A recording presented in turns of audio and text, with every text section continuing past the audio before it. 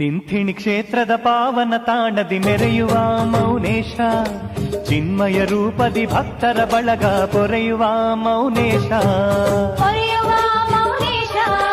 ಆದಿಲಿಂಗೇಶನ ರೂಪದಿ ನಲಿವ ಗುರುವೇ ಮೌನೇಶ, ಆದಿ ಅಂತ್ಯವ ತಿಳಿಯುತ್ತ ನಡೆದ ಪ್ರಭುವೇ ಮೌನೇಶ.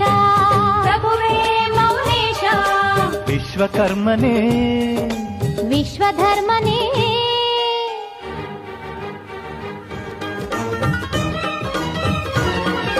ಶೇಷಮ್ಮ ಮಾತೆಯ ಮಡಿಲಿನಲ್ಲಿ ಕಂದನ ತೆರದಲ್ಲಿ ಬಂದವನೇ,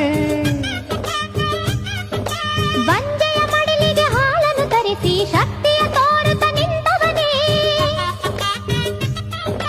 ಗೋನಾಳಪುರದ ಜನಮನದಿ